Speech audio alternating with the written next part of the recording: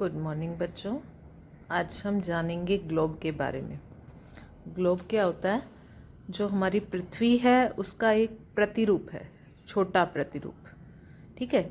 अब देखिए, ये जो ग्लोब पे नीला रंग है, ये किसको दर्शा रहा है? पानी को दर्शा रहा है। ये पानी है। और ये जो अलग अलग रंग हैं, इससे अलग अलग देशों को दर्शाया गया है। और ये रहा हमारा भारत देश। हमने दिन और रात कैसे बनते हैं, इस प्रश्न को आज समझना है। जैसे कि ये हमारी पृथ्वी है, ये दो तरह से घूम रही है।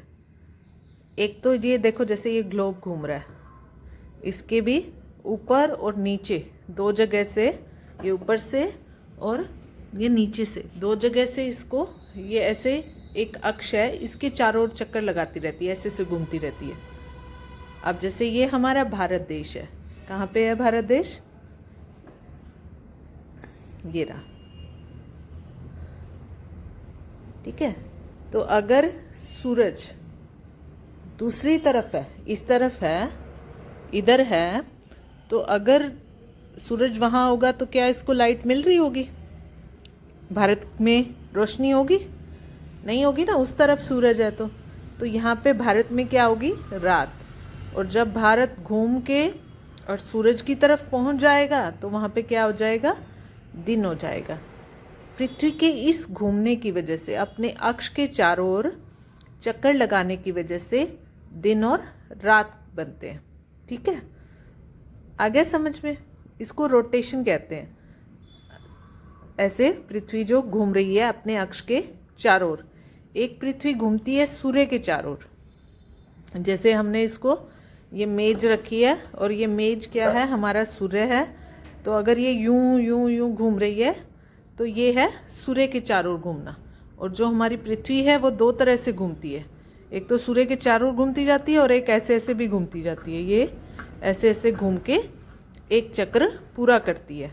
तो पृथ्वी दो तरह से घूमती है, एक तो अपने अक्ष के चारों ओर और एक सूर्य के चारों ओर। अपने अक्ष के चारों ओर ऐसे घूमने में इसको 24 घंटे लगते हैं। और 24 घंटों में क्या हो जाता है? एक दिन पूरा हो जाता है। ठीक है, तो आया समझ में? तो हमें ये समझना है कि जो हमारी पृथ्वी है, एक तो वो अपने अक्ष के चारों ओर घूमती है और एक सूर्य के चारों ओर, दो तरह से वो घूम रही है। और जो अपने अक्ष पे घूम रही है उसकी वजह से दिन और रात बनते हैं। और जो सूर्य के चारों ओर घूम रही है उसकी वजह से मौसम परिवर्तन होते हैं। जो उसका हम आपको बाद में बताएंगे कैसे मौसम परिवर्तन। और वैसे मैंने कल की वीडियो में ये भेजा भी था। आज मैंने आपको मेन तो ग्लोब दिखाना है कि ग्लोब क्या है? धरती का प्रतिरूप। और हम इस धरती पे सवार हैं। हम, ये जो हमारा भारत देश है, हम यहाँ पे खड़े हैं, पर फिर भी हम गिर नहीं रहे हैं। क्यों नहीं गिर रहे हैं? क्योंकि जो धरती है वो प्रत्येक वस्तु को अपनी ओर खींचती है। उसको गुरुत्व बल कहते हैं। ठीक है, उस गुरुत्व बल की तरफ हर वस्तु इसकी तरफ खींची रहती है, गिरती नहीं है। जैसे सेब गिरता है पेड़ से तो वो नीचे आता है, ऊपर नहीं जाता है, क्योंकि ये उसको खींच रही है। ठीक है, इस वजह से हम इस पर रहकर भी यहाँ पे हैं। हम इसके अंदर नहीं रहते हैं, हम ऊपर रहते हैं। ये जो पृथ्वी रूपी गोला है, हम इसके ऊपर रह रहे हैं।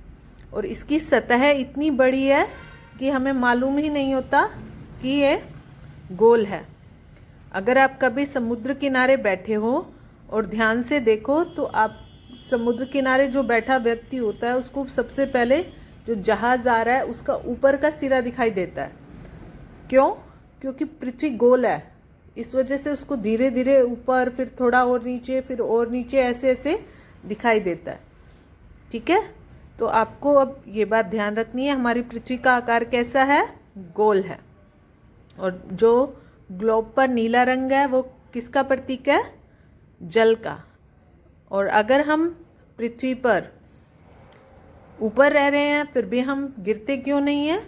क्योंकि गुरुत्व बल हमें इसके साथ बांधे रखता है, खींचता है इसकी तरफ। ठीक है, और जो पृथ्वी अपने अक्ष पर, ये इसका अक्ष है, ये ऊपर वाला उत्तरी ध्रुव, नीचे वाला दक्षिणी ध्रुव, इस अक्ष की वजह से ये ऐसे घूमती जा रही है। ठीक है बच्चों।